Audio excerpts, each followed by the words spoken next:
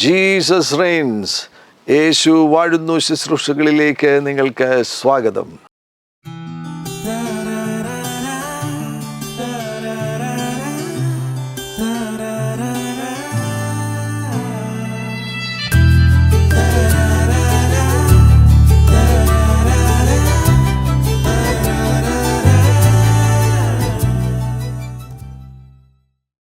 തടസ്സങ്ങൾ കണ്ട് തളരരുത്. കഴിഞ്ഞ ദിവസം എൻ്റെ ഒരു സുഹൃത്ത് ബോംബെയിൽ നിന്ന് എന്നെ വിളിച്ചു. അദ്ദേഹത്തിൻ്റെ ശുശ്രൂഷയിൽ ഒരു പുരോഗതിയുടെ സമയമായി. പൊതുവായിട്ടുള്ള ശുശ്രൂഷകളിൽ പല സ്ഥലങ്ങളിൽ യാത്ര ചെയ്ത് ശുശ്രൂഷിച്ചു കൊണ്ടിരുന്നു. എന്നാൽ ദൈവത്തിൻ്റെ ആത്മാവ് തന്നോട് വളരെ വ്യക്തമായി സംസാരിച്ചു, ചർച്ച് മിനിസ്ട്രിയിലേക്ക് പ്രവേശിക്കുക. അങ്ങനെ ഒരു തീരുമാനത്തിൽ എത്തി അതിനുവേണ്ടിയുള്ള ക്രമീകരണങ്ങൾ നടത്തിക്കൊണ്ടിരിക്കുമ്പോൾ എൻ്റെ ശുശ്രൂഷയിൽ വിടുവിക്കപ്പെട്ടവർ ചേർന്ന് അതിനുവേണ്ടിയുള്ള ക്രമീകരണങ്ങൾ നടത്തിക്കൊണ്ടിരിക്കുമ്പോൾ പൊടുന്നനവേ ഒരു ശുശ്രൂഷയുടെ മധ്യേ തനിക്ക് അസഹനീയമാകുന്ന വേദന ശരീരത്തുണ്ടായി. അസഹനീയമെന്ന് പറഞ്ഞു കഴിഞ്ഞാൽ സാധാരണ മനുഷ്യൻ ആ വേദനയിൽ പുളഞ്ഞു പോകും. അതേപോലെയുള്ള കഠിനമാകുന്ന വേദന തൻ്റെ ശരീരത്തിലുണ്ടായി. മണിക്കൂറുകൾ അത് നീണ്ടു നിന്നു. വീട്ടിൽ പോയി രാത്രി മുഴുവൻ അത് നീണ്ടു നിന്നു. ഒരു നിലയിൽ അതിൽ നിന്ന് പ്രാർത്ഥനയിലൂടെ വിടുതലേറ്റെടുത്തു. അന്നാണ് അവരുടെ ചർച്ച് ആരംഭിക്കുവാൻ വേണ്ടിയുള്ള ആ സ്ഥലത്ത് അവർ കടന്നു ചെന്ന് ആ പ്രത്യേകമാകുന്ന ഓഡിറ്റോറിയം അവർ ബുക്ക് ചെയ്തത് ആ ദിവസമാണ്. അന്നത്തെ ദിവസമാണ് ഈ അസഹനീയമാകുന്ന വേദനയുണ്ടായത്. അതൊരു തടസ്സമാണ്. പലപ്പോഴും നമ്മുടെ ജീവിതത്തിൽ ഇത്തരത്തിലുള്ള ചില വെല്ലുവിളികൾ വരുമ്പോൾ, ചില തടസ്സങ്ങൾ വരുമ്പോൾ സംശയം ഹൃദയത്തിൽ പൊന്തി വരും. ഞാൻ ഈ ചെയ്യുന്നത് ദൈവഹിതപ്രകാരമാകുന്നുവോ? ദൈവഹിതത്തിന് വിരുദ്ധമായിട്ട് കാര്യങ്ങൾ ചെയ്യുമ്പോൾ തടസ്സങ്ങൾ ഉണ്ടാകുമെന്നുള്ളത് സ്വാഭാവികമാകുന്നൊരു കാര്യമാണ്. അതിൻ്റെ അടിസ്ഥാനത്തിൽ പൊതുവിൽ നമുക്കൊരു ധാരണയുണ്ട്, തടസ്സങ്ങൾ വന്നാൽ, ഏതെങ്കിലും ഒരു പ്രതിസന്ധി വന്നാൽ, ഒരു കാര്യം ചെയ്യുവാൻ തുടങ്ങുമ്പോൾ ഒരു വെല്ലുവിളി വന്നാൽ അത് ദൈവഹിതത്തിന് വിരുദ്ധമായിട്ടാകുന്നു നമ്മൾ യാത്ര ചെയ്യുന്നത് എന്നതിൻ്റെ ഒരു അടയാളമാകുന്നു എന്ന് പൊതുവിലൊരു വിശ്വാസമുണ്ട്. എന്നാൽ എല്ലാ സമയത്തും അങ്ങനെയാകണമെന്നില്ല. ദൈവഹിതപ്രകാരം നിങ്ങളൊരു സ്റ്റെപ്പ് വയ്ക്കുമ്പോൾ അവിടെയും ചിലപ്പോൾ ചില തടസ്സങ്ങൾ വരുവാൻ സാധ്യതയുണ്ട്. ഈ ദൈവദാസനെ സംബന്ധിച്ചിടത്തോളം വീണ്ടും അവർ ആരാധന തുടങ്ങുവാൻ ആരംഭിക്കുന്ന ആ പ്രത്യേകമാകുന്ന ഞായറാഴ്ച, ആരാധന ആരംഭിക്കുവാൻ തീരുമാനിച്ചിരുന്ന ആ ഞായറാഴ്ച, അതിനു മുന്നമേ തൻ്റെ മാതാവിന് കഠിനമാകുന്ന രോഗമായി. മാതാവ് ഹോസ്പിറ്റലിൽ അഡ്മിറ്റായി. സംസാരിക്കുവാൻ കഴിയാത്ത നിലയിൽ മാതാവിൻ്റെ രോഗം ഗുരുതരമായിരുന്നു. ഇതാ ഞായറാഴ്ച ആരാധന തുടങ്ങുവാൻ പോവുകയാണ്. അതിന് തൊട്ടടുത്ത ദിവസം വെള്ളിയാഴ്ചയോ ശനിയാഴ്ചയോ മാതാവ് രോഗിയായിത്തീരുന്നു. ഇവിടെയും ഇത് ദൈവഹിതത്തിന് പുറത്താകുന്നു എന്നതിൻ്റെ ഒരു അടയാളമാകുന്നുവോ? ഈ നിലയിൽ വ്യത്യസ്ത സാഹചര്യങ്ങളിൽ ആയിരിക്കുന്ന പ്രിയപ്പെട്ടവർ ചില സന്ദർഭങ്ങളിൽ ദൈവഹിതപ്രകാരം കാൽച്ചുവടുകൾ വയ്ക്കുന്നു. എന്നാൽ മുൻപിൽ തടസ്സങ്ങൾ വരുമ്പോൾ അവരുടെ ഉള്ളിൽ സന്ദേഹമുണ്ടാകുന്നു, ഞാൻ എടുത്തിരിക്കുന്ന ഈ തീരുമാനം ദൈവഹിതപ്രകാരമാകുന്നുവോ എന്ന്. അങ്ങനെയുള്ള കാര്യങ്ങൾക്ക് ഉള്ള ഒരു മറുപടിയാണ് ഈ സന്ദേശം. അതുകൊണ്ടാണ് ഞാൻ ഇതിന് കൊടുത്തിരിക്കുന്ന തലക്കെട്ട്, തടസ്സങ്ങൾ കണ്ട് തളരരുത്. ദൈവഹിതപ്രകാരം നിങ്ങളൊരു ബിസിനസ് തുടങ്ങുവാൻ വേണ്ടി തീരുമാനിക്കുന്നു, അവിടെ തടസ്സങ്ങൾ കണ്ട് തളരരുത്. ദൈവഹിതപ്രകാരം നിങ്ങളുടെ ശുശ്രൂഷയിൽ ഒരു പുരോഗതി ഉണ്ടാകുവാൻ സമയമായി. ആ സമയത്ത് തടസ്സങ്ങൾ കണ്ട് തളരരുത്. ദൈവരാജ്യ സംബന്ധമായി വളരെ അധ്വാനിച്ച ഒരു ദൈവദാസൻ തൻ്റെ ശുശ്രൂഷയിൽ ഒരു പ്രത്യേക ഘട്ടത്തിൽ അവർക്ക് വിശാലമാകുന്നൊരു സ്ഥലം ആവശ്യമായിട്ട് വന്നു. ആയിരക്കണക്കിന് ആളുകൾ അവരുടെ സഭയുടെ ഭാഗമായി തീർന്നപ്പോൾ വിശാലമാകുന്ന ഒരു സ്ഥലം ആവശ്യമായി വന്നു. അങ്ങനെ അവരൊരു സ്ഥലം അന്വേഷിച്ചു. അത് ദൈവഹിതമായിരുന്നു. ദൈവഹിതപ്രകാരം അവർ സ്റ്റെപ്പുകൾ വെച്ച് മുന്നോട്ട് പോവുകയായിരുന്നു. ഒരു സ്ഥലം അന്വേഷിച്ചു. ആ സ്ഥലം അന്വേഷിച്ച് സ്ഥലം വാങ്ങുവാനുള്ള ക്രമീകരണങ്ങളിലേക്ക് പ്രവേശിച്ചു. അങ്ങനെ സ്ഥലം വാങ്ങിയപ്പോഴാണ് മനസ്സിലാകുന്നത് ഡോക്യുമെൻറ്റ്സ് എല്ലാം ശരിയല്ല. ഒരു ചതിവിൽപ്പെട്ടതുപോലെയാണ് ആ സമയത്ത് തോന്നിയത്. ഒരു ഭയങ്കരമാകുന്ന ഒരു പരാജയം, ഒരു വലിയ വെല്ലുവിളി, ഒരു വലിയ തടസ്സം മുൻപിൽ വന്നിരിക്കുന്നു. ആരാണെങ്കിലും ഹൃദയത്തിലൊരു സംശയമുണ്ടാകത്തില്ലേ? എടുത്ത തീരുമാനം തെറ്റിപ്പോയി, ദൈവഹിതത്തിൻ്റെ പുറത്ത് ഞാൻ പോയി എന്നുള്ളൊരു ചിന്ത വരുവാൻ സാധ്യതയില്ലേ? എന്നാൽ മനസ്സിലാക്കുക, അത്തരത്തിലുള്ള ചില വെല്ലുവിളികൾ, ചിലപ്പോൾ ഉണ്ടാകുന്ന വെല്ലുവിളികൾ നമുക്കുണ്ടാകുവാൻ പോകുന്ന പുരോഗതിക്ക് മുന്നമേ സാധാരണഗതിയിൽ പൈശാചിക ശക്തികൾ ആ പ്രത്യേക ശുശ്രൂഷയുമായി ബന്ധപ്പെട്ട് അല്ലെങ്കിൽ ആ പ്രത്യേക ദൗത്യവുമായി ബന്ധപ്പെട്ട് നിങ്ങൾ മുന്നേറുവാൻ തുടങ്ങുമ്പോൾ അതിന് വിരുദ്ധമായി നിൽക്കുന്ന പൈശാചിക ശക്തികൾ അവസാന ശ്രമം നടത്തുകയാണ്. ഈ വ്യക്തിയെ ഇതിൽ നിന്ന് പിന്തിരിപ്പിക്കുവാൻ കഴിയുമോ? ഈ തടസ്സം കൊണ്ട് ഈ വ്യക്തിയെ ഇതിൽ നിന്ന് പിന്നോട്ട് കൊണ്ടുപോകുവാൻ കഴിയുമോ എന്നുള്ള അവസാനത്തെ ശ്രമമാണത്. അനേകം ഉദാഹരണങ്ങൾ ഞാൻ ബൈബിളിൽ നിന്ന് നിങ്ങളുമായിട്ട് പങ്കുവയ്ക്കുവാൻ ആഗ്രഹിക്കുന്നു. 1 ശമൂവേലിൻ്റെ പുസ്തകം അതിൻ്റെ 30-ാമത്തെ അധ്യായത്തിലേക്ക് പോകുന്ന സന്ദർഭത്തിൽ, സിക്ലാഗിൽ ദാവീദായിരുന്ന സന്ദർഭത്തിൽ ദാവീദിൻ്റെ ജീവിതം ഇനി മുന്നോട്ട് പോകുമോ? അതിനുള്ള സാധ്യതകൾ മുഴുവൻ അവിടെ തീരുകയാണ്. തനിക്കുള്ള നന്മകൾ മുഴുവൻ തൻ്റെ പ്രിയപ്പെട്ടവർ, ഭാര്യമാര്, മക്കളെ, ഇവരെയെല്ലാം വന്ന് അമാലേക്കർ കൊണ്ടുപോയ സന്ദർഭത്തിൽ, അടിമകളായി കൊണ്ടുപോയ സന്ദർഭത്തിൽ തനിക്കുള്ളതെല്ലാം നഷ്ടപ്പെട്ടപ്പോൾ, അപ്പോൾ ദാവീദിനൊരു കാര്യം സാധാരണ നിലയിൽ മാനുഷികമായി ചിന്തിക്കുകയാണെങ്കിൽ ദാവീദിന് ഇങ്ങനൊരു നിഗമനത്തിൽ എത്തിച്ചേരുവാൻ കഴിയും. എൻ്റെ ജീവിതത്തെക്കുറിച്ച് ഇനിയും ദൈവത്തിന് പ്രത്യേകിച്ച് ഉദ്ദേശങ്ങളൊന്നും വലിയതോടുകൂടെ ഞാൻ തീരുകയാണ്, അപ്പോൾ ഇവിടെ വെച്ച് അവസാനിപ്പിച്ചേക്കാം. എന്നാൽ നിങ്ങൾ ശ്രദ്ധിക്കുക, ഇത്തരത്തിലുള്ള ഒരു ഘോരമാകുന്ന പ്രതികൂലത്തിൻ്റെ നടുവിലും ദൈവോദ്ദേശം ദാവീദിൽ അവസാനിച്ചിരുന്നില്ല. ഇത് അവസാനത്തെ വെല്ലുവിളിയായിരുന്നു. ഈ സംഭവത്തിന് ശേഷം 1 ശമൂവേലിൻ്റെ പുസ്തകം 30-ാമത്തെ അധ്യായം 1 മുതലുള്ള വാക്യങ്ങൾ നിങ്ങൾ വായിക്കുക. ഈ സംഭവത്തിന് ശേഷം അധികം വൈകാതെ ചില ദിവസങ്ങൾക്കുള്ളിൽ ഹെബ്രോനിൽ ദാവീദ് രാജാവായി തീരുകയാണ്. ഒരു രാജകീയ പദവിയിലേക്ക് ഉയർത്തപ്പെടുവാൻ സമയമായപ്പോഴാണ് ഈ ഘോരമാകുന്ന പ്രതികൂലം തൻ്റെ ജീവിതത്തിലുണ്ടായത്. ഈ തടസ്സങ്ങൾ കണ്ട് ദാവീദ് തൻ്റെ ജീവിതത്തിൽ ദൗത്യങ്ങളിൽ നിന്ന് പിന്മാറി എല്ലാം അവസാനിപ്പിച്ച് ഉപേക്ഷിച്ച്, പരിപാടി അവസാനിപ്പിച്ചിരുന്നെങ്കിൽ ദാവീദ് ചരിത്രത്തിൽ കാണുമായിരുന്നോ? ഇല്ല. ദാവീദ് ഇസ്രായേലിൻ്റെ രാജാവാകുമായിരുന്നോ? ഇല്ല. അനേകരുടെ ജീവിതത്തിൽ ദൈവഹിതപ്രകാരം സ്റ്റെപ്പുകൾ വയ്ക്കുന്നതിൻ്റെ ഇടയിൽ വരുന്ന തടസ്സങ്ങളെ കണ്ട് അവർ തളർന്നു പോകുന്നത് കൊണ്ട് അവരുടെ ജീവിതത്തിൽ അവർക്ക് മുന്നോട്ട് പോകുവാൻ കഴിയുന്നില്ല. ഈ കോവിഡ് സമയത്ത് ഒത്തിരി സംഭവങ്ങൾ അതേപോലെ ഉണ്ടായി. എനിക്കറിയാവുന്ന ശുശ്രൂഷകന്മാരിൽ ചിലർ, ഒരു ശുശ്രൂഷകൻ തനിക്ക് കോവിഡ് സമയത്ത് സൂമിലൂടെയൊക്കെ മീറ്റിംഗ് ഉണ്ടായിരുന്നു. അതിനുശേഷം ആരാധന ക്രമീകരിക്കാൻ മറ്റൊരു രാജ്യത്താണ്, ഒരു അറബ് നേഷനിലാണ് ആരാധന അവർക്ക് നടത്തുവാൻ തക്കവണ്ണം സ്ഥലം ലഭിക്കുന്നില്ല, ഓഡിറ്റോറിയം ലഭിക്കുന്നില്ല. തൻ്റെ ശുശ്രൂഷ മുന്നോട്ട് പോകാതെ വന്നു. ഞായറാഴ്ച അല്ലെങ്കിൽ വെള്ളിയാഴ്ച അവർക്ക് ആരാധന നടത്തുവാൻ കഴിയാത്തൊരു സാഹചര്യം വന്നു. സ്ഥലം ലഭിക്കുന്നില്ല. താൻ ശ്രമിക്കുന്നു, പ്രാർത്ഥിക്കുന്നു, വാഗ്ദത്തങ്ങളുണ്ടായിരുന്നു. ഏറ്റവും നല്ല സ്ഥലം, നല്ല ഓഡിറ്റോറിയം, നല്ല ചർച്ചൊക്കെ ലഭിക്കുമെന്ന് വാഗ്ദത്തങ്ങളുണ്ടായിരുന്നു. ഇതൊന്നും ആ സമയത്ത് സംഭവിക്കുന്നില്ല. ഇത് സംഭവിക്കാത്തത് മുഖാന്തരമായിട്ട് ശുശ്രൂഷ ചിലർ അവസാനിപ്പിച്ചു. അവർ പറഞ്ഞു, ഇതൊന്നും നടക്കുന്ന കാര്യങ്ങളല്ല, ഈ വാഗ്ദാനങ്ങളൊക്കെ ലഭിച്ചു, കാര്യം ശരി തന്നെ, ഇതൊന്നും നടപ്പിലാകുന്ന കാര്യങ്ങളല്ല. അവരുടെ ചർച്ച് ക്ലോസ് ചെയ്തു, ശുശ്രൂഷ അവസാനിപ്പിച്ചു. സാധാരണ നിലയിലേക്ക്, അവരുടെ ദൗത്യങ്ങളിൽ നിന്ന് പിന്മാറി സാധാരണ നിലയിലേക്ക് അവർ മടങ്ങുകയാണ്. അവർ ആ സാധാരണ മനുഷ്യൻ സാധാരണ നിലയിൽ ജീവിക്കുന്ന നിലവാരത്തിലേക്ക് മടങ്ങിപ്പോവുകയാണ്. ദൈവിക ദൗത്യങ്ങളിൽ നിന്നും മാറിപ്പോയി.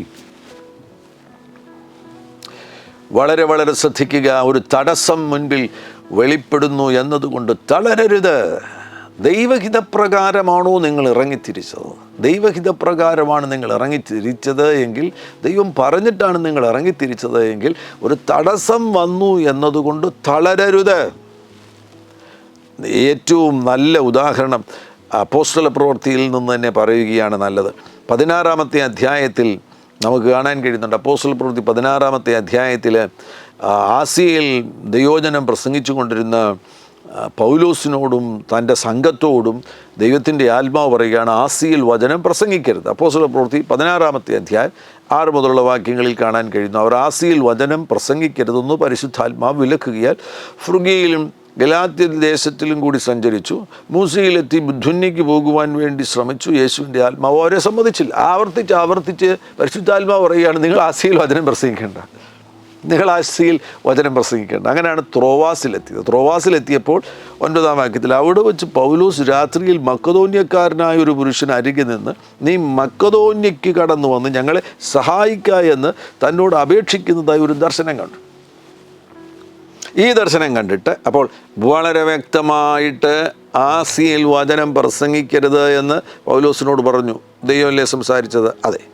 2, ദർശനത്തിലൂടെ വീണ്ടും പൗലോസിനോട് ദൈവം സംസാരിക്കുകയാണ്, മക്കദോന്യയ്ക്ക് പോവുക, മാസിഡോണിയയ്ക്ക് പോവുക, യൂറോപ്പിൻ്റെ ഭാഗങ്ങളിലേക്ക് പോകുക. 10-ാം വാക്യത്തിൽ, ഈ ദർശനം കണ്ടിട്ട് അവരോട് സുവിശേഷം അറിയിപ്പാൻ ദൈവം ഞങ്ങളെ വിളിച്ചിരിക്കുന്നു എന്ന് നിശ്ചയിച്ച് ഞങ്ങൾ ഉടനെ മക്കദോന്യയ്ക്ക് പുറപ്പെടുവാൻ ശ്രമിച്ചു.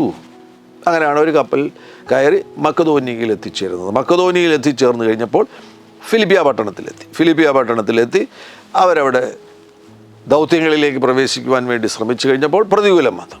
ഭൂതഗ്രസ്തയാകുന്ന ഒരു പെൺകുട്ടിയിൽ നിന്ന് ഭൂതം വിട്ടുപോകുന്നു. നാട്ടുകാരെല്ലാം ഇളകി. അവിടുത്തെ അന്നത്തെ പോലീസ് ഫോഴ്സ് അവരെ പിടിച്ചു തടവറയിൽ ഇടുകയാണ്. നോക്കുക, ഒരു വലിയ തടസ്സം. പ്രസംഗിക്കുവാൻ വേണ്ടി വന്നതാണ്, ഇപ്പോൾ ജയിലിൽ കിടക്കുകയാണ്, തടവറയിൽ കിടക്കുകയാണ്.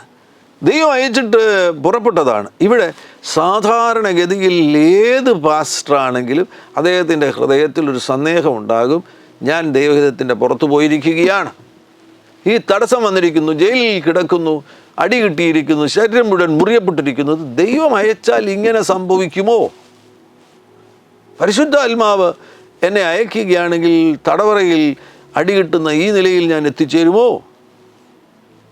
ആരാണെങ്കിലും സംശയിക്കുവാൻ സാധ്യതയുണ്ട്. നിങ്ങളെ ഏൽപ്പിച്ചിരിക്കുന്ന ദൗത്യങ്ങളിൽ ഒരു പുരോഗതി ഉണ്ടാകുവാൻ പോകുന്ന സന്ദർഭങ്ങളിലെല്ലാം ഇത്തരത്തിലുള്ള തടസ്സങ്ങൾ ഉണ്ടാകുവാൻ സാധ്യതയുണ്ട്. അപ്പോൾ ഓർത്തുകൊള്ളണം, ഒരു വലിയ വിശാലതയുടെ സമയമായിരിക്കുകയാണ്, ഒരു വലിയ വിശാലതയുടെ സമയമായിരിക്കുന്നു. അത് ചിലപ്പോൾ സാമ്പത്തിക മേഖലയിലുള്ള ഒരു തടസ്സമായിരിക്കും, അല്ലെങ്കിൽ ശുശ്രൂഷ മേഖലയിൽ മറ്റുള്ളവരിൽ നിന്നുള്ള എതിർപ്പായിരിക്കും. ഏതൊക്കെ നിലയിലാണത് സംഭവിക്കുന്നത്? ഓരോ സ്ഥലവുമായും ബന്ധപ്പെട്ട്, ഓരോ വ്യക്തിയുമായി ബന്ധപ്പെട്ട് വിവിധ നിലകളിൽ ഇത്തരത്തിലുള്ള വെല്ലുവിളികൾ വരുവാൻ സാധ്യതയുണ്ട്. എന്തിനേറെ ശാരീരികമായി തന്നെ പീഡനങ്ങൾ അയക്കുവാൻ ശത്രു ശ്രമം നടത്തും. അത്തരത്തിലുള്ള തടസ്സങ്ങൾ വരുവാൻ സാധ്യതയുണ്ട്. എന്നാൽ അവിടെയാണ് ധൈര്യശാലികളായി തീരേണ്ടത്. ഒരു കാര്യം ഉറപ്പിക്കണം, കർത്താവാണോ എന്നെ അയച്ചത്?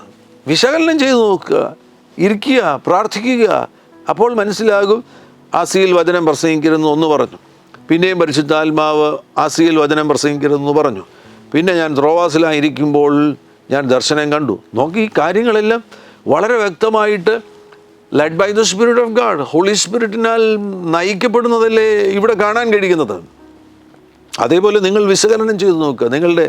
ഇപ്പോൾ നിങ്ങൾ നേരിടുന്ന ഒരു തടസ്സത്തിൻ്റെ മുൻപിൽ നിങ്ങൾ പുറകോട്ട് പോകുവാനാണോ ശ്രമിക്കുന്നത്, അതോ വിശകലനം ചെയ്ത് ഞാൻ ദൈവഹിതപ്രകാരമാണ് ഇറങ്ങിത്തിരിച്ചിരിക്കുന്നത്, ദൈവഹിതപ്രകാരം ഞാൻ ഇറങ്ങിത്തിരിച്ചിരിക്കുന്നതിനാൽ ഈ തടസ്സം വന്നാലും ഞാൻ പുറകോട്ടു പോകത്തില്ല എന്നുള്ളൊരു നിലപാടിലാണോ നിങ്ങൾ എത്തിച്ചേരുന്നത്? ഈ കഴിഞ്ഞുപോയ നാളുകളിലൊക്കെ ഞാൻ ചില ദേവദാസന്മാരെ ശ്രദ്ധിച്ചിട്ടുണ്ട്. ഈ മീഡിയയിലൂടെയൊക്കെ ഒരുപാട് എതിർപ്പുകളൊക്കെ ഉണ്ടായ ചിലർ ശുശ്രൂഷയിൽ നിന്ന് മൊത്തമായിട്ട് അങ്ങ് പുറകോട്ട് പോയി. അവർക്ക് ചില മാനസിക ആഘാതങ്ങളുണ്ടായി. ഒരിക്കലും പ്രതീക്ഷിക്കാത്ത ചില കാര്യങ്ങൾ അവർക്ക് വിരോധമായിട്ട് പൊങ്ങി വന്നു. അവരതിനകത്ത് നിഷ്കളങ്കരായിരുന്നു. അവരുടെ ആ ശുശ്രൂഷയിൽ വന്ന എന്തെങ്കിലും ചില സ്റ്റേറ്റ്മെൻറ്റ്സുകളെ ഉപയോഗിച്ചാണ് അത്തരത്തിലുള്ള ആക്രമണങ്ങൾ വന്നത്. ആ ആക്രമണങ്ങൾ മുഖാന്തരമായിട്ട് ചില ദൈവദാസന്മാർ വളരെ ശക്തമായി പ്രയോജനപ്പെടേണ്ടവർ ദൗത്യങ്ങളിൽ വളരെ വിജയകരമായി മുന്നോട്ട് വന്നിരുന്ന ചില ചെറുപ്പക്കാർ, അവർ പൂർണ്ണമായിട്ടും ഇതിൽ നിന്നെല്ലാം അങ്ങ് മാറി. ഒരു വെല്ലുവിളി മുൻപിൽ വെളിപ്പെട്ടു, ഒരു തടസ്സം മുൻപിൽ വെളിപ്പെട്ടു എന്നതിൻ്റെ പേരിൽ പുറകോട്ട് പോകുവാനാണോ കർത്താവ് നിങ്ങളെക്കുറിച്ച് ആഗ്രഹിക്കുന്നത്? പൗലോസ് അങ്ങനെ പുറകോട്ട് പോവുകയായിരുന്നെങ്കിൽ ഫിലിപ്പിയിൽ വെച്ച് തന്നെ പൗലോസിന് മടങ്ങിപ്പോകാമായിരുന്നു. ഇവരുടെ ഒന്നാമത്തെ മിഷണറി യാത്രയിൽ കൂടെ വന്ന മർക്കോസ് മടങ്ങിപ്പോയില്ലേ? അദ്ദേഹത്തിന് ഹോം സിക്നസ് ഉണ്ടായിക്കഴിഞ്ഞപ്പോൾ അദ്ദേഹം യെരുശലേമിലേക്ക് മടങ്ങിപ്പോയി. ഇവിടെ ഇപ്പോൾ ഫിലിപ്പിയിൽ വന്നപ്പോൾ നല്ല അടി കിട്ടി, തടവറയിലുമായി. ജയിലിൽ നിന്നൊരു പരുവത്തി പുറത്തിറങ്ങിയിട്ട് നേരെ അടുത്ത കപ്പൽ കയറിയിട്ട് കൈസറയിൽ വന്നു കഴിഞ്ഞാൽ കൈസറയിൽ നല്ല ശുശ്രൂഷയുണ്ട്. മടങ്ങിപ്പോകാമായിരുന്നില്ലേ? മടങ്ങിപ്പോയിരുന്നു എങ്കിൽ ബയോറയിൽ എന്ത് സംഭവിക്കുമായിരുന്നു? തെസ്സലോനിക്കയിൽ എന്ത് സംഭവിക്കുമായിരുന്നു? അവിടെ ആര് സുവിശേഷം അറിയിക്കുമായിരുന്നു? കൊരിന്തിൽ ആര് സുവിശേഷം അറിയിക്കുമായിരുന്നു? ഏതൻസിൽ ആര് പ്രസംഗിക്കുമായിരുന്നു? യൂറോപ്പിലെ സുവിശേഷീകരണത്തിൻ്റെ വാതിലാണ് ഫിലിപ്പിയിൽ തുറക്കപ്പെട്ടത്. അത്ര വലിയൊരു വാതിൽ തുറക്കപ്പെട്ടത് കൊണ്ടാണ് എതിരാളിയാകുന്ന പിശാച് അവന് മനസ്സിലായി ഇതൊരു ഭയങ്കര ഭീഷണിയാണ്, ഇത് ഭയങ്കര ഭീഷണിയാണ്. അതുകൊണ്ട് തുടക്കത്തിൽ തന്നെ തടസ്സങ്ങൾ കൊണ്ടുവന്ന് ഈ യാത്രയെ മുന്നോട്ട് കൊണ്ടുപോകാതിരിക്കുവാൻ വേണ്ടി എതിരാളി ശ്രമിക്കുമ്പോൾ അഭിഷക്തനാകുന്ന പൗലോസിനറിയാം, ഇതൊന്നും കൊണ്ട് ഞാൻ പുറകോട്ട് പോകുവാൻ വേണ്ടി വിളിക്കപ്പെട്ട വ്യക്തിയല്ല. എന്നെക്കുറിച്ച് ദൈവത്തിന് ഉദ്ദേശമുണ്ട്. ഞാൻ ദൈവഹിതപ്രകാരമാണ് കാൽ ചുവടുകൾ വച്ചിരിക്കുന്നത്. അതുകൊണ്ട് ഞാൻ പുറകോട്ട് പോകുകയില്ല, ഞാൻ മുന്നോട്ട് പോകും എന്നുള്ള തീരുമാനത്തിൽ അദ്ദേഹം എത്തിച്ചേർന്നതിനാൽ ഇതാ ഫിലിപ്പിയിൽ നിന്ന് അദ്ദേഹം തെസ്സലോനിക്കയിലേക്ക് പോകുന്നു. അവിടെ സഭ സ്ഥാപിതമാകുന്നു. ബയോറയിലേക്ക് പോകുന്നു. അവിടെ സഭ സ്ഥാപിതമാകുന്നു. ഏതൻസിലേക്ക് പോകുന്നു. അവിടെ സഭ സ്ഥാപിതമായോ അറിയില്ല. എന്നാൽ ഏതൻസിലും വചനം പ്രസംഗിച്ചു. വലിയ ഫിലോസഫേഴ്സിൻ്റെ നടുവിൽ വചനം പ്രസംഗിച്ചു. അവിടെ നിന്ന് കൊരിന്തിൽ പോകുന്നു. കൊരിന്തിൽ ഇതാ 1.5 വർഷക്കാലം ശുശ്രൂഷിക്കുകയാണ്. 1.5 വർഷക്കാലം കൊരിന്തിൽ താമസിച്ച് ശുശ്രൂഷിച്ച് കൊരിന്തിലൊരു വലിയ സഭ, ഉണർവിൻ്റെ സഭ കൊരിന്തിൽ സ്ഥാപിതമാകുകയാണ്. ഇതിൻ്റെ എല്ലാം ഫലമായിട്ട് എന്താണ് സംഭവിക്കുന്നത്? യൂറോപ്പ് മുഴുവൻ സുവിശേഷം എത്തുവാൻ തക്കവണ്ണമായിട്ട് ഈ യാത്ര, ഈ 3-ാം മിഷണറി യാത്ര, ഏറ്റവും വലിയ തടസ്സമുണ്ടായ യാത്ര, ഏറ്റവും വലിയ എതിർപ്പുണ്ടായ യാത്ര, അത് മുഖാന്തരമായിട്ട് യൂറോപ്പ് മുഴുവൻ സുവിശേഷം എത്തുവാൻ കാരണമായി തീർന്നു. അപ്പം നിങ്ങൾ തുടങ്ങുവാനിരിക്കുന്ന ആ ബിസിനസ്സിൻ്റെ ആദ്യത്തെ സ്റ്റെപ്പ് നിങ്ങളോട് ദൈവത്തിൻ്റെ ആത്മാവ് പറഞ്ഞിട്ടാണ് നിങ്ങളതിലേക്ക് കാൽച്ചുകൂടി വയ്ക്കുന്നത് എങ്കിൽ നിങ്ങളതിൻ്റെ ആദ്യത്തെ സ്റ്റെപ്പ് എടുക്കുമ്പോൾ തന്നെ നാനാവിധമാകുന്ന തടസ്സങ്ങൾ വരുവാൻ സാധ്യതയുണ്ട്. ഇരുന്ന് പരിശോധിച്ച് നോക്കുക, കർത്താവ് പറഞ്ഞിട്ടുണ്ടോ? കർത്താവ് പറഞ്ഞിട്ടില്ലെന്നുണ്ടെങ്കിൽ അപ്പം നിർത്തിക്കണം. എല്ലാ തടസ്സങ്ങളും നോ എന്ന ദൈവഹിതമല്ല എന്ന ഒരു സന്ദേശമല്ല നമുക്ക് നൽകിത്തരുന്നത്. അതാണ് ഞാൻ പറഞ്ഞത്. തടസ്സങ്ങൾ കണ്ട് തളരരുത്. ചില സന്ദർഭങ്ങളിൽ നിങ്ങൾക്കൊരു വലിയ പുരോഗതി ഉണ്ടാകുവാൻ പോകുന്നു എന്നതിന് മുൻപാകുന്നു, അതിന് തൊട്ട് മുൻപാകുന്നു ഇതിനെക്കുറിച്ച് ഏതാണ്ടൊരു ധാരണയുള്ള പിശാച് നിങ്ങളൊരു ഭീഷണിയാകുവാൻ പോകുന്നു, ചില മേഖലകളിൽ നിങ്ങളൊരു ഭീഷണിയാകുവാൻ പോകുന്നു എന്നുള്ളത് മനസ്സിലാക്കി അവൻ തടസ്സങ്ങൾ കൊണ്ടുവരുന്നത്. ഇരുന്ന് പ്രാർത്ഥിക്കുമ്പോൾ വിശകലനം ചെയ്യുക. എങ്ങനെയൊക്കെയാണ് കാര്യങ്ങൾ സംഭവിച്ചത് വിശകലനം ചെയ്യുക. ആ വിശകലനം നടത്തുമ്പോൾ മനസ്സിലാകും, യെസ്, ഞാൻ ഇറങ്ങി പുറപ്പെട്ടിരിക്കുന്നത് ദൈവഹിതപ്രകാരമാകുന്നു. ഞാൻ ദൈവഹിതപ്രകാരം ഇറങ്ങി പുറപ്പെട്ടിരിക്കുന്നതിനാൽ ഈ തടസ്സം കണ്ട് ഞാൻ തളരത്തില്ല. ഞാൻ മുന്നോട്ട് പോകും. ഞാനിതിനെ അതിജീവിക്കും.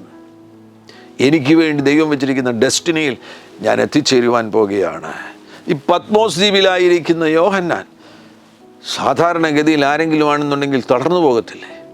70 വർഷക്കാലം വിശ്വസ്തയോടുകൂടെ യേശുവിനെ സേവിച്ച, യേശുവിൻ്റെ ശുശ്രൂഷ അത് സത്യസന്ധതയോടുകൂടെ ചെയ്ത, വിശ്വസ്തയോടുകൂടെ ചെയ്ത ഒരു അപ്പോസ്തോലൻ ഇതാ 93-ാമത്തെ വയസ്സിൽ പത്മോസ് ദ്വീപിൽ വന്നു വീഴുകയാണ്.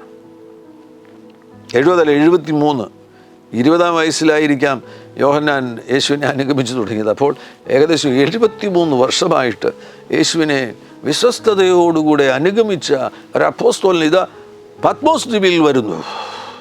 എന്തായിരിക്കും ഹൃദയത്തിൻ്റെ ഉള്ളിൽ ഉയർന്നു വരുന്ന ചിന്തകൾ?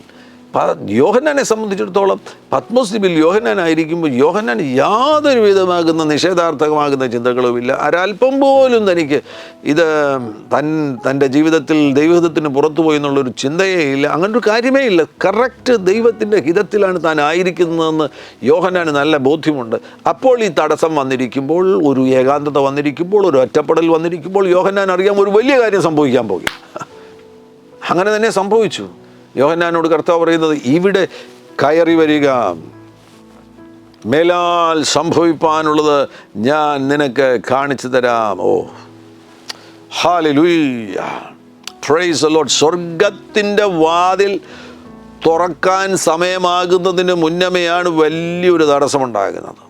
ആ വലിയ തടസ്സമുണ്ടാകുന്നതോടുകൂടെ എല്ലാം തീർന്നു എന്ന് യോഹന്നാൻ കരുതിയിരുന്നുവെങ്കിൽ ചിലപ്പോൾ നിഷേധാർത്ഥകമാകുന്ന നിലയിലുള്ള എന്തെങ്കിലും പ്രവൃത്തിയോ ചിന്തകളോ ഒക്കെ പുറപ്പെടുവാൻ സാധ്യതയുണ്ടായിരുന്നു. എന്നാൽ യോഹന്നാൻ ആ വലിയ തടസ്സമുണ്ടായി കഴിഞ്ഞപ്പോഴും ആത്മവിശുദ്ധയിലായി, കർത്തൃ ദിവസത്തിൽ ആത്മവിശുദ്ധയിലായതിനാൽ ഇതാ യോഹന്നാന് വേണ്ടി സ്വർഗത്തിൻ്റെ വാതിൽ തുറക്കപ്പെടുകയാണ്.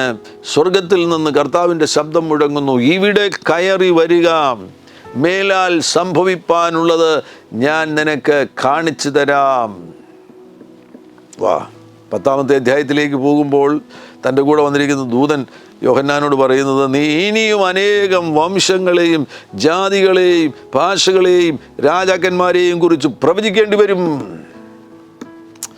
അസാധാരണമാകുന്ന കാര്യങ്ങൾക്ക് വേണ്ടി, ഉന്നതമാകുന്ന വലിയ കാര്യങ്ങൾക്ക് വേണ്ടി ദൈവം നിന്നെ കണ്ടിരിക്കുന്നു, ദൈവം നിന്നെ വിളിച്ചിരിക്കുന്നു എങ്കിൽ നിൻ്റെ മുൻപിൽ വന്നിരിക്കുന്ന തടസ്സങ്ങൾ കണ്ട് നീ തളരരുത്, നീ പുറകോട്ട് പോകരുത്, നീ മുന്നോട്ട് പോകുവാൻ ധൈര്യം കാണിക്കുക.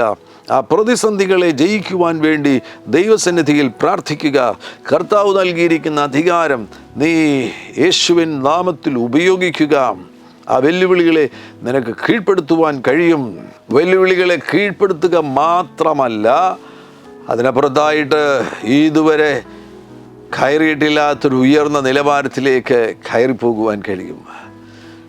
ഒരു വലിയ അത്ഭുതകരമാകുന്ന ദൈവപ്രവൃത്തി നിങ്ങൾക്ക് വേണ്ടി തുറക്കപ്പെടുന്നു. ഹെബ്രോനിൽ സിംഹാസനം നിങ്ങൾക്ക് വേണ്ടി റെഡിയാകുന്നു. വാ, ഗ്ലോറി ടു ജീസസ്.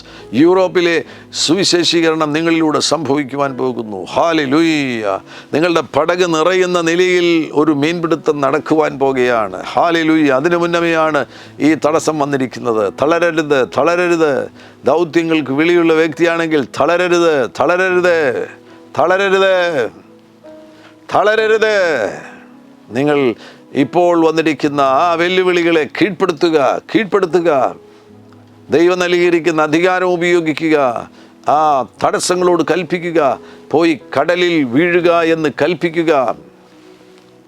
ഈ മർക്കോസിൻ്റെ സുവിശേഷം 4-ാമത്തെ അധ്യായത്തിൽ യേശു പടകിൽ യാത്ര ചെയ്യുന്ന സന്ദർഭത്തിൽ ആ പടകിനു വിരോധമായിട്ട് കാറ്റടിക്കുകയുണ്ടായി, കടലിളകുകയുണ്ടായി. എന്താണ് യഥാർത്ഥത്തിൽ അവിടെ സംഭവിക്കുന്നത്? നിങ്ങൾക്കറിയാമോ? 5-ാമത്തെ അധ്യായത്തിൽ നമുക്ക് കാണാൻ കഴിയുന്നുണ്ട്. ഈ യാത്ര എവിടേക്കുള്ള യാത്രയായിരുന്നു? ഗദരദേശത്തേക്കുള്ള യാത്രയായിരുന്നു. ഗദരദേശത്തേക്ക് യാത്ര ചെയ്യുമ്പോഴാകുന്നു 4-ാമത്തെ അധ്യായം അതിൻ്റെ 37-ാം വാക്യത്തിൽ കാണാൻ കഴിയുന്നുണ്ട്. യേശു യാത്ര ചെയ്യുന്ന പടകാണ്. അപ്പോൾ വലിയ ചുഴലിക്കാറ്റുണ്ടായി, വലിയ ചുഴലിക്കാറ്റുണ്ടായി. പടകിൽ തിര തള്ളിക്കയറുക കൊണ്ട് അത് മുങ്ങുമാറായി. വലിയ ചുഴലിക്കാറ്റുണ്ടായി, പടകിൽ തിര തള്ളിക്കയറുക കൊണ്ട് അത് മുങ്ങുമാറായി. എങ്ങനെയെങ്കിലും രക്ഷപ്പെട്ട് തിരിച്ചു പോയാൽ പോരെ, ഗലീലയിലേക്ക് മടങ്ങിപ്പോയാൽ പോരെ. ഇവരെവിടേക്കാണ് പോകുന്നത്? ഗദരദേശത്തേക്കാണ് പോകുന്നത്. നിങ്ങൾക്കറിയാവുന്നത് എന്തുകൊണ്ടാണ് ഇവിടെ സംഭവിക്കുന്നത്? ഗദരദേശത്ത് അടുത്ത പകലിൽ ചില വലിയ കാര്യങ്ങൾ സംഭവിക്കാൻ പോകുകയാണ്. ചരിത്രം മാറ്റിക്കുറിക്കുന്ന, ആ ദേശത്തിൻ്റെ ചരിത്രം മാറ്റിക്കുറിക്കുന്ന ചില വലിയ കാര്യങ്ങൾ സംഭവിക്കാൻ പോവുകയാണ്. അത് സംഭവിക്കാതിരിക്കാൻ വേണ്ടി കൂടിയല്ലേ ഇവിടെ ഇപ്പം ഈ കടലിനകത്തൊരു ചുഴലിക്കാറ്റും തിരമാല ഇളകി വന്ന് ഈ വെള്ളം മുക്കുന്ന നിലയിലുള്ള ആക്രമണം യേശു അവിടെ എത്താതിരിക്കുവാൻ വേണ്ടിയല്ലേ? ശിഷ്യന്മാരവിടെ എത്താതിരിക്കുവാൻ വേണ്ടിയല്ലേ? ഗദരദേശത്ത് ചെന്ന് കഴിഞ്ഞാൽ പിറ്റേ ദിവസം ഒരു ഭൂതഗ്രസ്തൻ സൗഖ്യമാകാൻ പോകുകയാണ്. ആ ഭൂതഗ്രസ്തൻ സൗഖ്യമാകുന്നതോടുകൂടെ ഗദരദേശം മുഴുവൻ സുവിശേഷം യേശുവിനെ കുറിച്ചുള്ള വർത്തമാനം പരക്കാൻ പോകുകയാണ്. ഇയാൾ തന്നെ ഒരു സുവിശേഷകനായി തീരാൻ പോകുകയാണ്. ഒരു വലിയ ഉണർവ് ഗദരദേശത്ത് സംഭവിക്കുവാൻ പോകുന്നതിൻ്റെ മുന്നമേയാകുന്നു ഈ വലിയ കാറ്റ് പടകിന് വിരോധമായി അടിച്ചത്.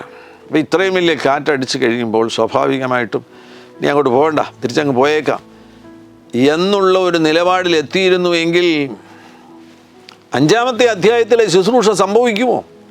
ആ ഭൂതഗ്രസ്തനാകുന്ന മനുഷ്യന് സൗഖ്യം ലഭിക്കുമോ? നിങ്ങൾക്ക് നേരിടുന്ന തടസ്സം മുഖാന്തരം നിങ്ങൾ പിന്മാറുകയാണെങ്കിൽ ആരുടെയൊക്കെയോ നന്മ, നിങ്ങളിലൂടെ വെളിപ്പെടേണ്ട നന്മ നിങ്ങൾക്ക് കൊടുക്കുവാൻ കഴിയാത്ത ഒരവസ്ഥയിൽ നിങ്ങൾ എത്തിച്ചേരുകയാണ്. നിങ്ങളിലൂടെ അനുഗ്രഹിക്കപ്പെടേണ്ടവരുണ്ട്. ഈ തടസ്സങ്ങൾ വന്നതുകൊണ്ട് പുറകോട്ട് പോകുന്നു, ഇനി ഞാൻ മുന്നോട്ട് പോവുകയില്ല എന്നുള്ളൊരു തീരുമാനത്തിൽ എത്തിച്ചേരുകയാണെങ്കിൽ നിങ്ങൾ മുഖാന്തരം അനുഗ്രഹിക്കപ്പെടേണ്ടവരുടെ കാര്യം എന്തായിത്തീരും? വിശകലനങ്ങൾക്ക് വിധേയമാക്കുക. അതിനാൽ ഏതെങ്കിലും ഒരു തടസ്സം ജീവിതത്തിൽ നേരിടുന്നു എന്ന് കരുതി പുറകോട്ടു പോകുവാൻ വേണ്ടി തീരുമാനമെടുത്തവരെല്ലാം ഇപ്പോൾ തന്നെ ദൈവസന്നിധിയിൽ തങ്ങളെ തന്നെ സമർപ്പിക്കുക. കർത്താവേ, ഇല്ല, ഏത് വെല്ലുവിളിയുടെ നടുവിലും ഞാൻ ഉറച്ചു നിൽക്കുവാൻ പോകുന്നു, ഞാൻ മുന്നോട്ട് പോകും, ഞാൻ ഒരു സ്റ്റെപ്പ് പോലും പുറകോട്ട് പോകുകയില്ല. എന്നോട് കർത്താവ് പറഞ്ഞതാണ് മുന്നോട്ട് പോകുവാൻ. എന്നാൽ ഇപ്പോൾ വന്നിരിക്കുന്ന ഈ തടസ്സം കൊണ്ട് ഞാൻ പുറകോട്ട് പോകുകയില്ല, ഞാൻ മുന്നോട്ട് തന്നെ പോകുമെന്നുള്ള ഉറച്ച തീരുമാനം നിങ്ങൾ എടുക്കുക. ആമേൻ. നമുക്ക് ഒരുമിച്ച് പ്രാർത്ഥിക്കാം. കർത്താവിൻ്റെ വലിയ സ്പർശനം, ആമേൻ, അവിടുത്തെ സ്പർശനം നിങ്ങളുടെ മേൽ വെളിപ്പെടും. ഇപ്പോൾ തന്നെ അനേകരെ ബലപ്പെടുത്തുവാൻ പോകുന്നു. യേശു ബലപ്പെടുത്തുവാൻ പോകുന്നു. ആമേൻ. തടസ്സങ്ങൾ കണ്ട് തളർന്നു പോയ ആരെങ്കിലും ഉണ്ടെങ്കിൽ ഈ വചന കേൾവി അവരുടെ ജീവിതത്തിൽ മാറ്റങ്ങളെ കൊണ്ടുവരികയാണ്. അത്ഭുതം സംഭവിക്കുവാൻ പോകുന്നു. പരിശുദ്ധ പിതാവേ, യേശു ക്രിസ്തുവിൻ നാമത്തിൽ അങ്ങയുടെ ജനത്തിനു വേണ്ടി പ്രാർത്ഥിക്കുന്നു. ഒരു വലിയ അത്ഭുതം ഇപ്പോൾ ചെയ്യണം. തടസ്സങ്ങൾ കണ്ട് തളർന്നു പോയവർ ഈ ശബ്ദം കേൾക്കുന്നുവെങ്കിൽ ഇപ്പോൾ അവരുടെ ജീവിതത്തിൽ തീരുമാനങ്ങൾ എടുക്കട്ടെ. ഞാൻ പുറകോട്ട് പോകുകയില്ല, ഞാൻ ദൈവം എനിക്ക് വേണ്ടി ഒരുക്കിയിരിക്കുന്ന ലക്ഷ്യത്തിലേക്ക് പോകുമെന്നുള്ള തീരുമാനം ഇപ്പോൾ അവർ എടുക്കട്ടെ.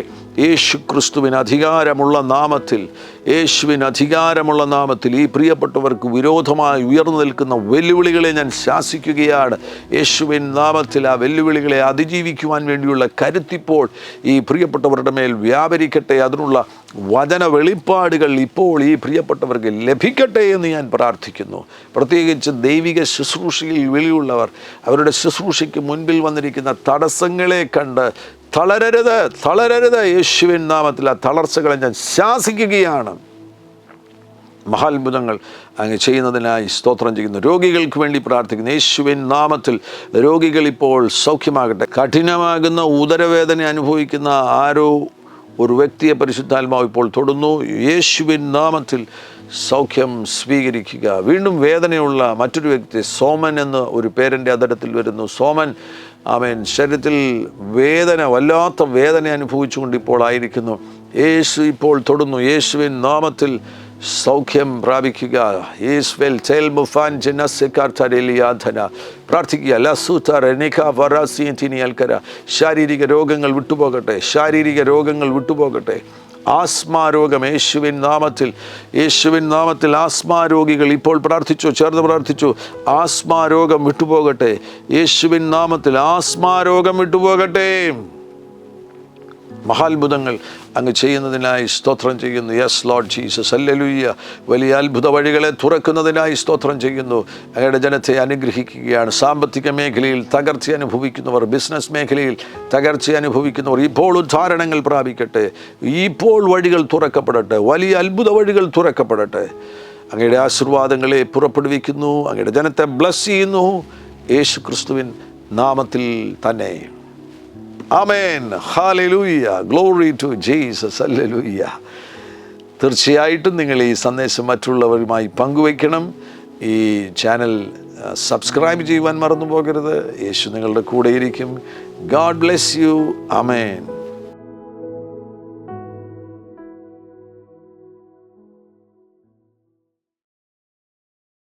എല്ലാ പ്രഭാതത്തിലും 3 മിനിറ്റ് നീണ്ടു നിൽക്കുന്ന ഒരു ചെറിയ സന്ദേശം വാട്സപ്പിൽ അയക്കുന്നുണ്ട്. നിങ്ങൾക്കത് ലഭിക്കണമെന്ന ആഗ്രഹമുണ്ടെങ്കിൽ സ്ക്രീനിൽ കാണുന്ന നമ്പറിൽ ഒരു മെസ്സേജ് അയയ്ക്കുക. ഞങ്ങളുടെ ഓൺലൈൻ റേഡിയോ ആയ ജീസസ് റെയിൻസ് റേഡിയോയുടെ ആപ്പ് ഇതുവരെയും ഡൗൺലോഡ് ചെയ്തിട്ടില്ല എങ്കിൽ പ്ലേ സ്റ്റോറിലും ആപ്പ് സ്റ്റോറിലും ലഭ്യമാണ്. ജീസസ് റെയിൻസ് റേഡിയോ എന്ന് ടൈപ്പ് ചെയ്ത ശേഷം സെർച്ച് ചെയ്യുക. ആപ്പ് നിങ്ങൾ ഇപ്പോൾ തന്നെ ഡൗൺലോഡ് ചെയ്താലും. എല്ലാ പ്രഭാതത്തിലും 4 മണിക്ക് ടങ്സ് പ്രെയർ ഉണ്ടായിരിക്കുന്നതാണ്. നിങ്ങളുടെ ആത്മീയ വർധനവിനായി ദയവായി സൂമിൽ ജോയിൻ ചെയ്താലും. മീറ്റിംഗ് ID സ്ക്രീനിൽ നിങ്ങൾക്ക് ലഭ്യമാണ്. അതോടൊപ്പം തന്നെ എല്ലാ ബുധനാഴ്ചയും രാത്രി 10 മുതൽ 1 മണി വരെ നൈറ്റ് പ്രെയർ ഉണ്ടായിരിക്കുന്നതാണ്. നമുക്ക് ഒരുമിച്ച് രാജ്യങ്ങൾക്ക് വേണ്ടി പ്രാർത്ഥിക്കാം. ദയവായി സൂമിൽ ജോയിൻ ചെയ്താലും. ഈ യൂട്യൂബ് ചാനൽ നിങ്ങൾ ഇതുവരെയും സബ്സ്ക്രൈബ് ചെയ്തിട്ടില്ല എങ്കിൽ ഇപ്പോൾ തന്നെ സബ്സ്ക്രൈബ് ചെയ്യുക. ശേഷം ബെൽ ബട്ടൺ അമർത്താൻ മറക്കല്ലേ. ഈ സന്ദേശം മറ്റുള്ളവരിലേക്ക് അനുഗ്രഹമാകാൻ ഷെയർ ചെയ്താലും. കർത്താവ് നിങ്ങളെ ധാരാളമായി അനുഗ്രഹിക്കട്ടെ.